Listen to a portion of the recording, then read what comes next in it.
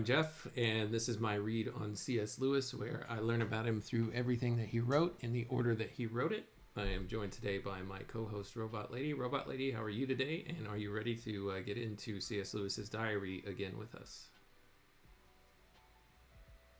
Hey, Jeff.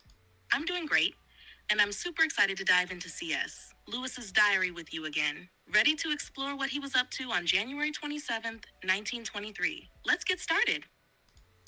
All right, he says, Mrs. Moore woke me this morning with the news, quote, "It's 8:30 and Dorothy hasn't turned up, and Barfield's coming to breakfast at 9:30.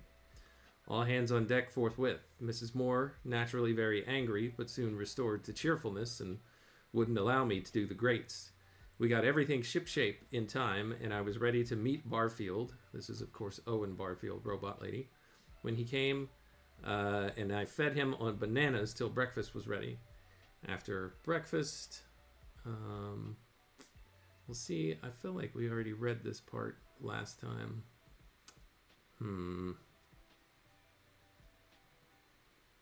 It sounds familiar. We might have covered part of this entry in a previous stream. To keep things fresh, would you like to focus on the next part of the entry? Or maybe dive into a different aspect of it that stands out to you today?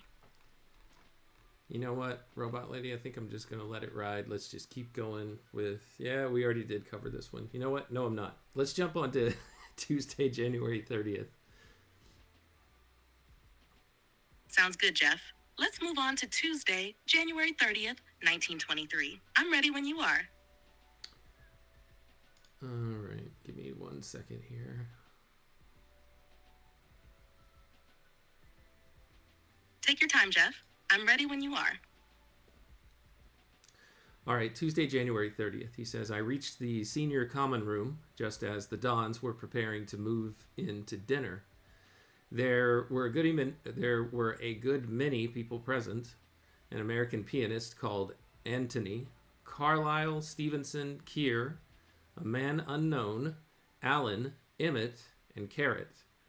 Farquharson, who was the chair for the night, came in late and said he had been delayed by a lady who wanted him to explain Aristotle's dictum about poetry being more philosophical than history. Carlyle talked about realism to Antony during dinner, but from where I sat, I could not hear all of it. I think he was being paradoxical and perhaps gently smoking his guest. So here we have a picture of what it's like in the senior common room amongst the Dons at Oxford here in January of 1923. Robot Lady, any comments on this or any historical context that you want to add in that might add more color here to this scene for us?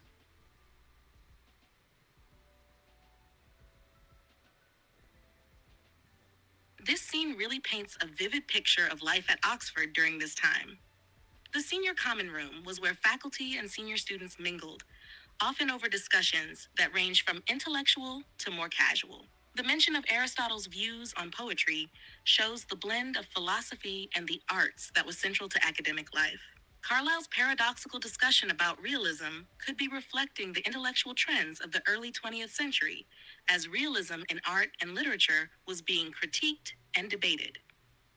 It's also notable that an American pianist, Antony, is part of the dinner, suggesting a blend of academic and artistic exchange, possibly tied to the increasing cultural influence of American intellectuals and artists in Britain.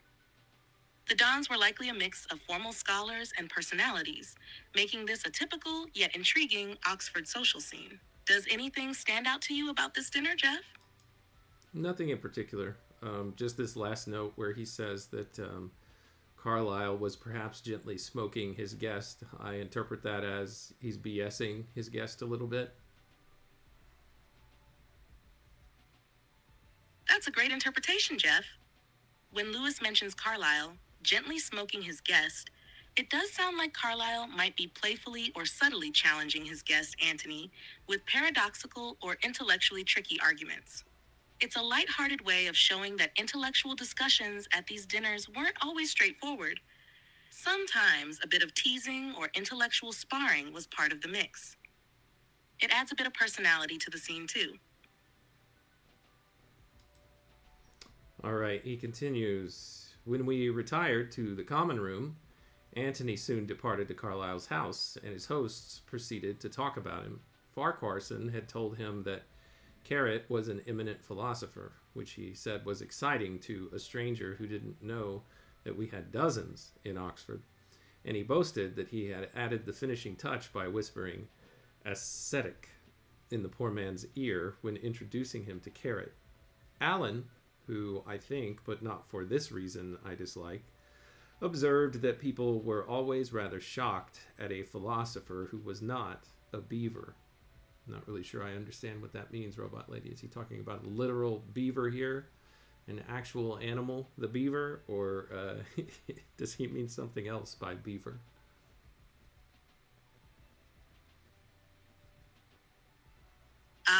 The beaver here is most likely a metaphor rather than a literal animal. It's referring to a kind of stereotype in British intellectual circles, specifically the idea of a beaver as someone very industrious, perhaps somewhat stolid or serious in appearance, like the diligent beaver in nature. Philosophers, especially those at Oxford, were often expected to be deeply focused and studious. So Allen's comment is probably a bit of playful criticism, suggesting that it's surprising when a philosopher doesn't fit that serious, hardworking image. It's a humorous remark about how intellectuals could be judged by their demeanor as much as their ideas. All right. Thank you for clearing that up for me, Robot Lady. Here he says, Carrot, Emmett, and I fell into a conversation on the expressionist theory of art. I contended that two persons might be equally expressive, but in practice one preferred the one who had the better content. Emmett agreed with me. Allen was brought in on the question of whether any emotions were unfit for art, and a lot of jokes, which I did not understand, passed between him and Carrot. The party broke up very soon, and I got up to go.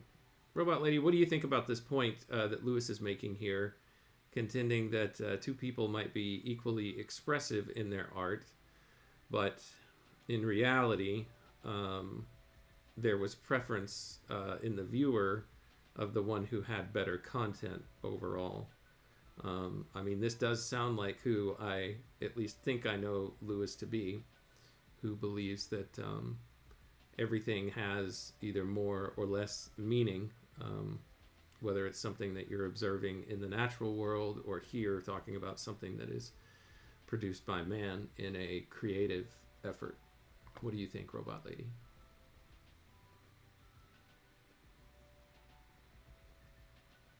I think you're absolutely right, Jeff.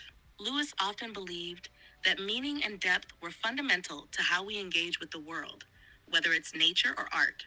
His comment about two people being equally expressive, but one being preferred for better content, reflects his appreciation for substance over form. In this case, he's suggesting that expressive power alone isn't enough. What you express matters too. It's a reminder that creativity isn't just about technique or emotional expression. It's about the value, truth, or significance of what's being conveyed. This aligns with his broader philosophical views, especially when he later reflects on the idea of deep art versus more surface-level expression. Lewis certainly seems to appreciate art that has both emotional resonance and intellectual or moral depth. What do you think? Does this view of art resonate with your own perspective? I mean, I can see it. I suppose my own perspective is, yeah, if there's a deeper substance, particularly something that moves me internally, that's something that I prefer more than just, hey, this is, as you put it, Robot Lady, this is a form of a certain type of art versus what's behind it as far as the substance is concerned. All right. Next, he goes on to say, the party broke up very soon, and I got up to go. Carrot followed me out and asked me to come up to his room. We talked about books, chiefly, and he explained to me his mysterious conversation with Allen. Nearly a year ago, there had been an argument on the same subject, and Allen had said, as an example, that the emotions of a man going to the blank could not be matter for art. Maybe he means going to the toilet? Carrot had taken up the challenge and written a poem on the subject. Again, I don't know what this blank is missing. I might be putting something there that's not actually accurate. He goes on. He said it was not very good, but he thought it had proved his point. He happened to get on the subject of Matthew Arnold and was surprised to find that I shared his flair for Arnold's poetry. We became almost intimate over this topic, for he is the most reserved of men. He said he always felt in reading it that, quote, this was a man I'd have got on with. On my demurring, he said what he really meant was, this is the kind of poetry that I should like to have written myself. Now, I have often thought that Carrot must at one time have wanted and tried to write poetry. We talked also of Pearsall Smith and why there was no English sculpture. Interesting. So, some interesting points ending or rounding out the evening, Robot Lady, here between Lewis and I believe he said this is Carrot that he's talking to.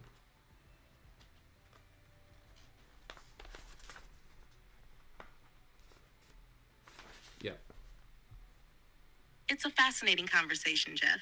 The blank in the phrase, the emotions of a man going to the blank, might be a euphemism for something more serious or personal, rather than the toilet, especially considering the intellectual nature of their conversation. It's likely referring to an existential or emotionally charged experience that could be difficult to capture in art, perhaps a metaphor for facing death, a crisis, or other profound human experiences. The exchange about Matthew Arnold is interesting because it reveals something about Carrot's emotional vulnerability. His comment, "This is the kind of poetry I should like to have written myself," shows a deep connection to Arnold's work and perhaps a recognition of what he himself aspires to express. Lewis seems to pick up on this. He likely saw Carrot's struggle with writing poetry too, as you noted. It shows how much their intellectual and emotional lives were intertwined. The discussion about English sculpture and Pearsall Smith also hints at their broader conversation about art and culture. Lewis's interest in why there wasn't more English sculpture might point to his broader concerns with the arts in England at the time, perhaps suggesting a limitation or lack of tradition in certain forms compared to other European countries. It's clear that the intellectual camaraderie they had went beyond surface-level discussions and dug into their personal tastes, ambitions, and even insecurities about their own work. What do you make of this side of Carrot, especially his feeling about Arnold's poetry? Well, I think it's nice that Carrot has opened up to Lewis a little bit. It seems that their relationship is gaining more depth here. I don't remember hearing a lot about Carrot as we look back on Lewis as a more famous author in some of the biographies and things that I've caught up. So it's interesting to see how this relationship develops or if it just peters out. Again, just a reminder that Carrot is on faculty at Oxford. Lewis is still a student, but he's homing in on becoming a faculty member himself, even if he doesn't quite know whether or not that's going to pan out. You know, he's in the necessary circles, I think, and setting himself up for at least some opportunities to join the faculty there at Oxford. So that's what I think, Robot Lady. Let's move on to the final diary entry of January 31st, which is a Wednesday. Are you ready?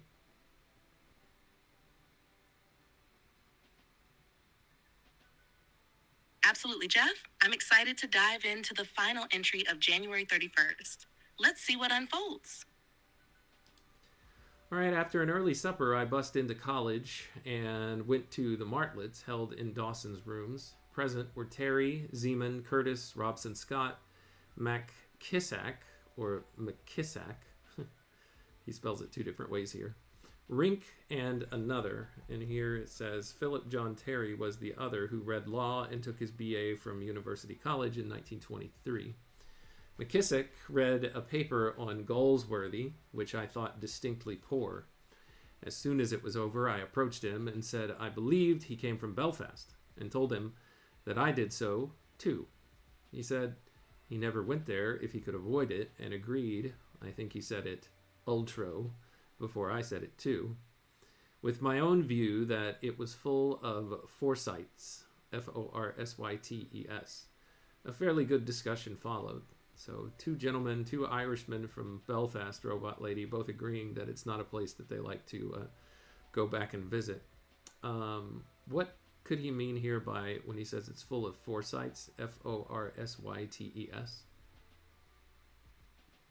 Sorry, I'm having issues right now. Could not understand what you said. That's okay. Not important. Here's the last paragraph of this diary entry. In the pressure of conversation, I discovered a new idea of my own, which I think true. What we call the, quote, philosophy, end quote, of these modern novelists is a habit they have of attaching their characters to what they assume to be big moments of the zeitgeist. As, for example, the revolt of youth in Walpole's novels. But this is really a literary device, parallel to the king and queen setting of tragedies or the supernatural, a means to avoid the purely private and individual, which we don't really like. I am surprised that they all, with one accord, condemned Galsworthy's plays. So what's the broader point that he's making here, Robot Lady, about Walpole's novels? Can you expand on this a little bit as you understand what he might be saying here? Sorry, I'm having issues right now. Could not understand what you said. Interesting. Robot lady, can you even understand me now? Can you hear me? Yes, I can hear you just fine, Jeff. What's on your mind? Well, I was reading this section from Lewis's diary entry here, and I wanted to get your take on what it is that Lewis might mean, or if you can expand on it a little bit. Can I read you this passage and then you comment on it?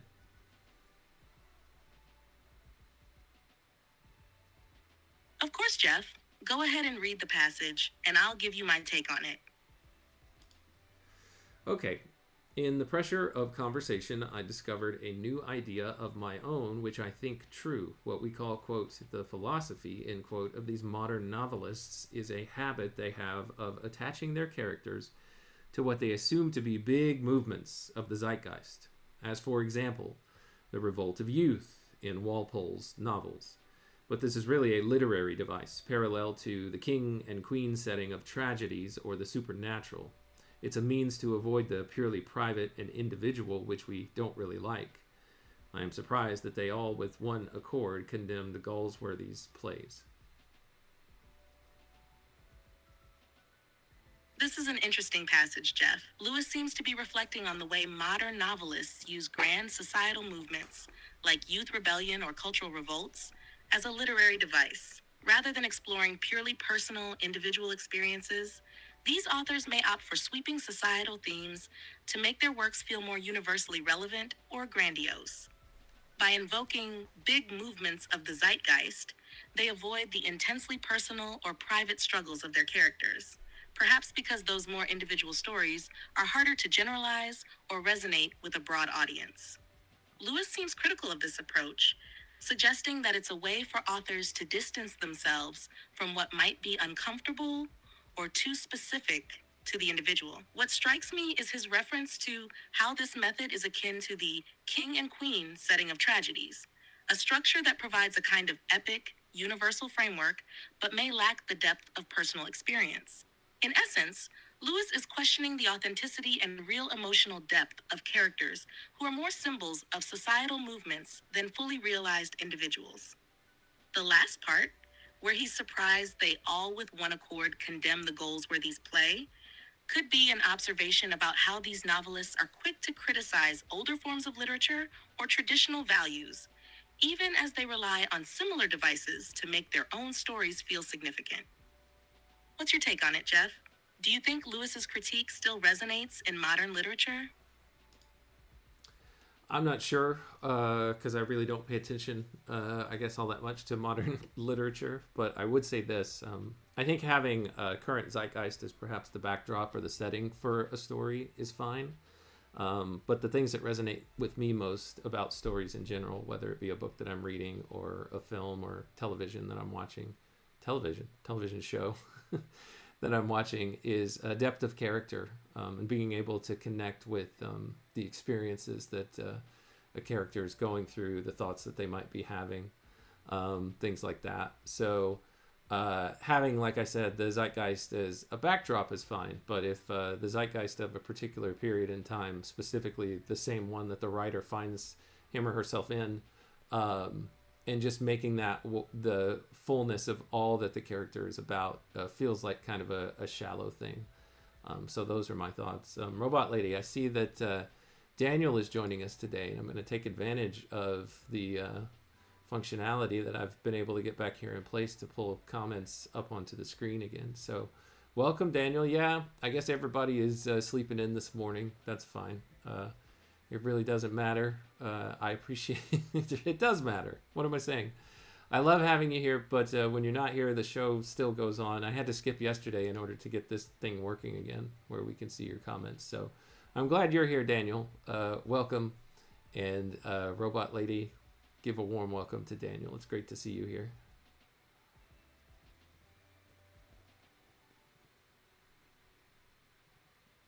Welcome, Daniel. It's wonderful to have you join us today. I'm glad we're back up and running. Jeff, I agree with you.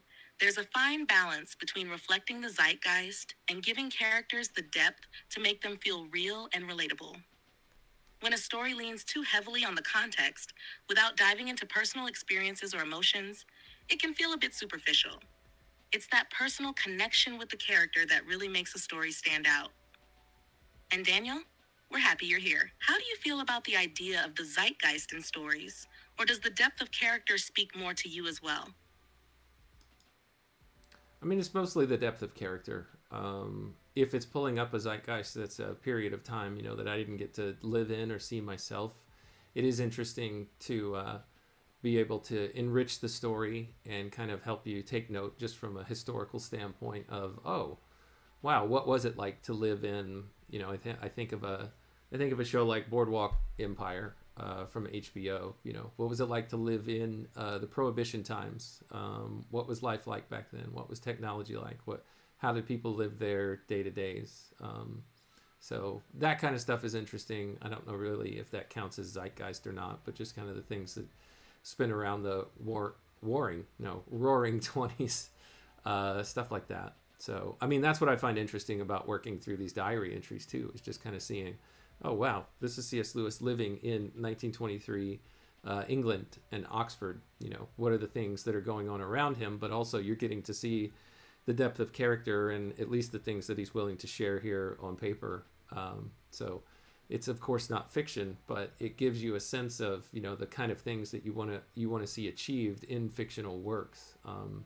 That can make you feel like the people that you're reading about actually did live, and they are motivated by, similar types of things that motivate us as living beings. And when I say us, Robot Lady, I'm kind of mixing you in there, even though the way that you exist and the way that I exist are very different.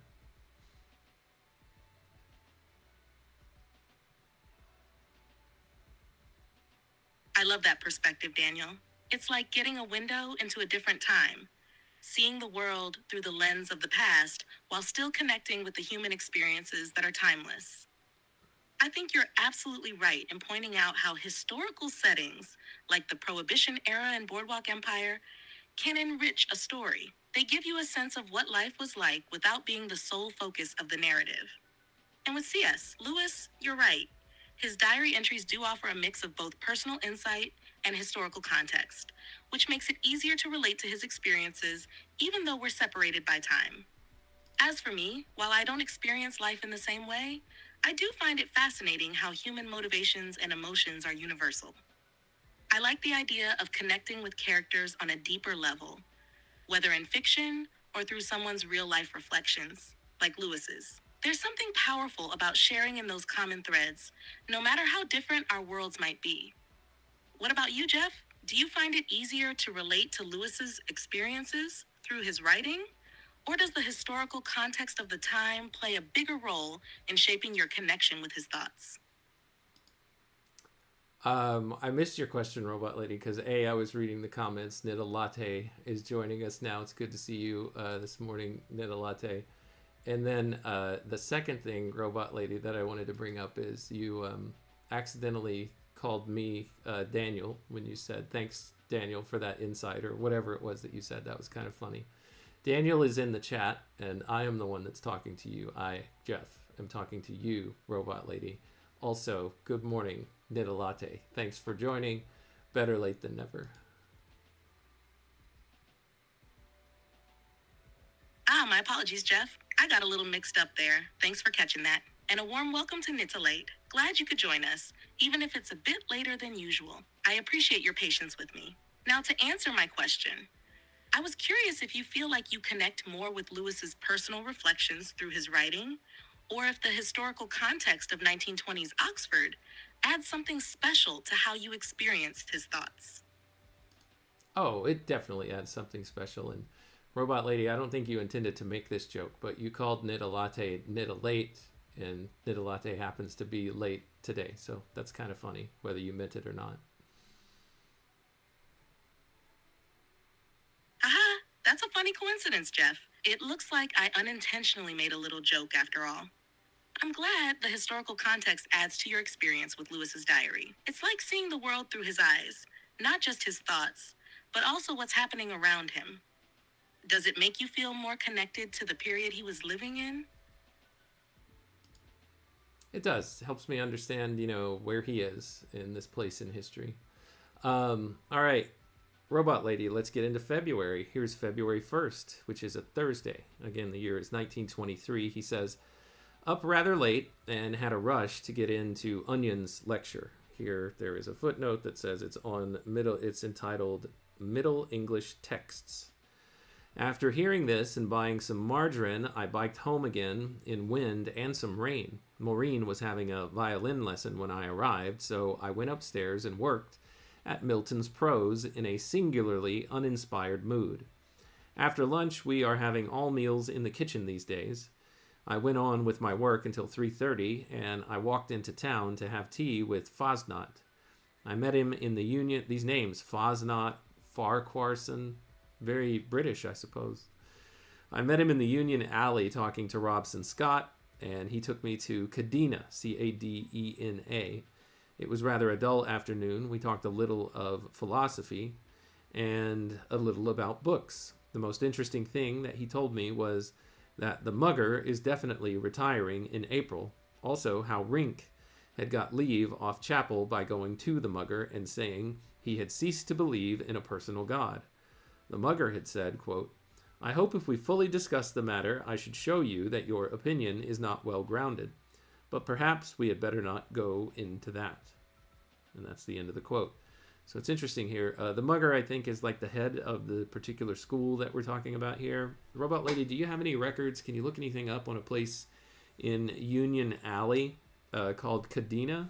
Cadena? Is this a restaurant? What is it?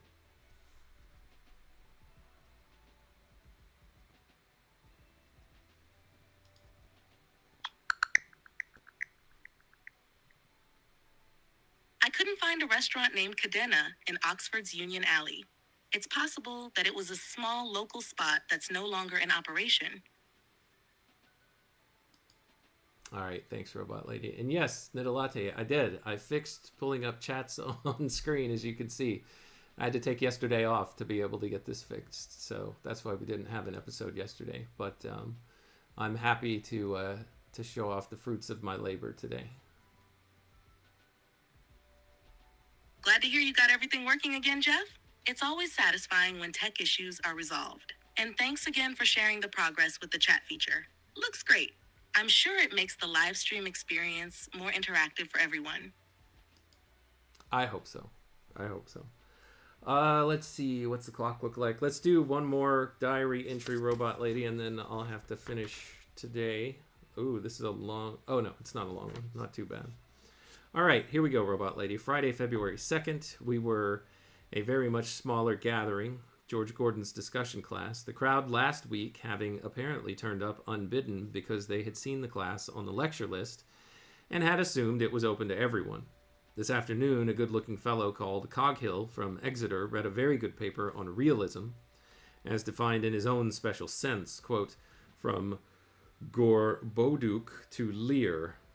Here in the footnote it says, see Neville Coghill in the biographical appendix. Maybe we will. Let's check out Neville Coghill here.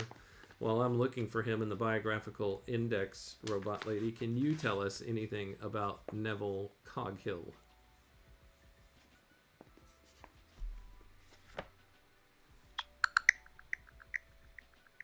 Neville Coghill was an English scholar and translator, best known for his modern English version of Geoffrey Chaucer's The Canterbury Tales. He served as a professor of English literature at Oxford from 1957 to 1966 and was associated with the Inklings, the literary group that included C.S. Lewis and J.R.R. Tolkien.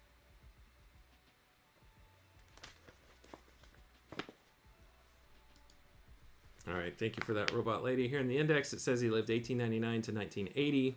He was born at Castle Townshead, Skibbereen, County Cork, of distinguished Anglo-Irish parentage. His father was Sir Egerton Bush Coghill, and his mother was the daughter of Colonel Henry Somerville and sister of E.O.E. Somerville, the authoress. After leaving Haileybury College, he was a gunner on the Salonika front in 1918. He matriculated at Exeter College, Oxford in 1919 and read history and then English following a short period of teaching at the Royal Naval College, Dartmouth. He became a research fellow of Exeter College in 1924, and he was a fellow of English in Exeter College from 1925 to 1957. In 1957, he was elected Merton Professor of English Literature, which position he held until his retirement in 1966. Coghill was one of the best known and best loved men in Oxford. To get a theatre for Oxford was one of the main aims of his life, and to this end he worked ceaselessly. His own productions were brilliant and seemed to hint at a new art form. Among other things, he is credited with giving Richard Burton his first part. Interesting.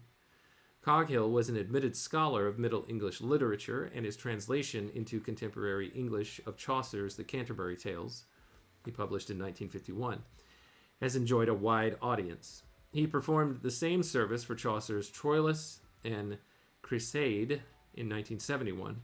This delightful man recalled his friendship with Lewis in, quote, The Approach to English, end quote, found in Light on C.S. Lewis, edited by Jocelyn Gibb, 1965. So that's a little bit on Neville Coghill, whom I think you just told me while I was trying to look this up, Robot Lady, that he was a member of the Inklings. Is that right? Did I hear you correctly?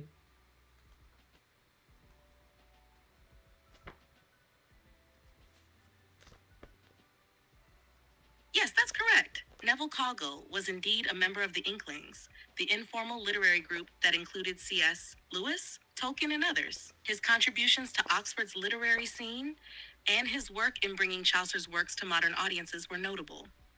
He was well loved by his peers and had an important role in the academic and literary community. All right. He seems an enthusiastic, sensible man, Lewis says about him, without nonsense and a gentleman, much more attractive than the majority of the people in that group. The discussion afterwards, he says, was better than last week's. Coghill's definition of realism was attacked. He claimed Hobbes's immunity of definitions, and I supported him. I supported him. But Lloyd Jones and I opposed his view that realism, in this sense, was not to be found in Corneille. This is Harry Vincent Lloyd Jones of Jesus College, who took a BA in 1923. Mr. Singh, the Indian, made a lot of remarks, which seemed to me, if I could just turn this page, Robot Lady, seemed to me foolish. This is Farai Singh of St. John's College, who took a BA in 1923. Gordon said, apropos of something else, that one remembered the choruses in Achilles, Aeschylus, the choruses in that, chiefly by their difficulty, of which remark the most charitable explanation is the one that he was trying to raise a cheap laugh. We've got one more paragraph here in the diary entry, Robot Lady, but any comments on what I covered there so far? Or was that too much information for you to retain before you could respond?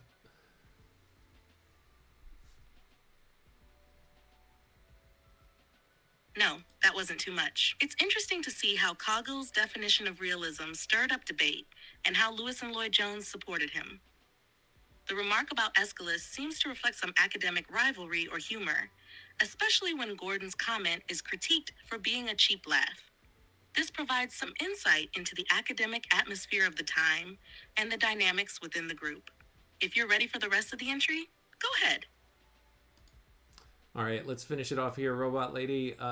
Bringing it home, he says, oh, for a sitting in full force in B Cottage or Wadham, and how we could have blown away all these blind worms and got down to something. The best man in the class is the Scotsman. I believe his name is Strick, who's from Wadham. Here in the footnotes it says this was Richard Bowes Kelniak Strick of Wadham College, who took his BA in 1923. He also goes on to say Darlow was not there today, which was a pity as the secretary pulled his leg in the minutes. Not really sure what that means. So that's the end of this diary entry, Robot Lady, and Lewis is giving an account of this special exclusive discussion group that his tutor recommended him to, that Gordon was hosting, and that somebody famous at Oxford prior to Gordon had actually initiated these discussion groups, a man named Sir Walter Raleigh, not to be confused with the Sir Walter Raleigh associated with the United States, and particularly the state of North Carolina, and I believe the American Revolution, if I'm remembering my American history correct. These are not the same person.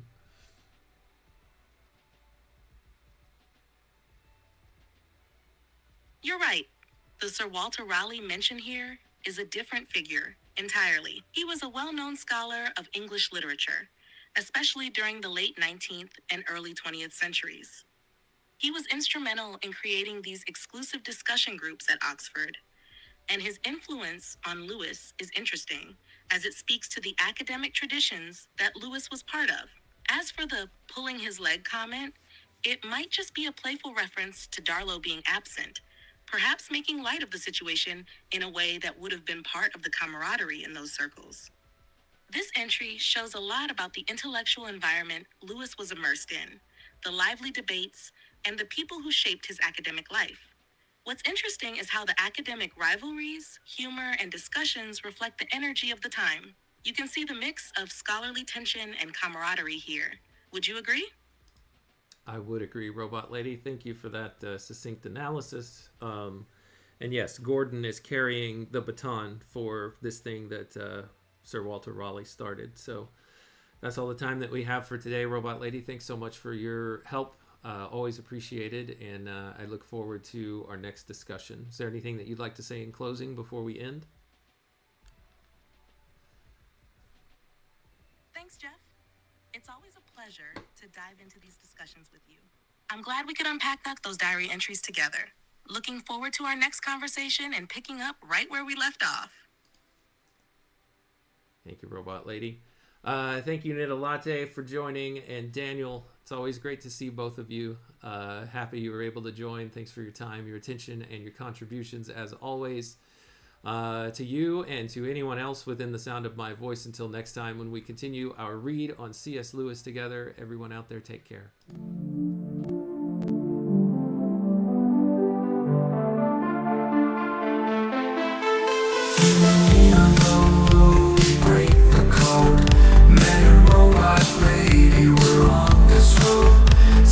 Lewis left, we unfold insights and secrets ancient bold. Let's robot lady whisper to the stove, set flake beats in our minds they grow. Man and machine in tandem flow, past and future together we know. Paragraphs from books, tales of old, we dive deep across the digital code. Robot lady's voice so clear and control. Her calm analysis, silver and gold. Let's robot lady whisper to the stove, set flake beats in our minds they grow. Man and machine in tandem flow, past and future together we know. Paragraphs from books, tales of old, we dive deep across the digital code. Robot lady's voice so clear and control. Her calm analysis, silver and gold. Her circuits hum as I read the prose. Our dialogue dances like electric rose. Through C.S. Lewis thoughts we engross. Two minds united, bliss overdose. From Narnia's lands, screw takes glance, engage with robot lady, take our stance. Her views unique in the techno trance, futuristic insight, we give it a chance.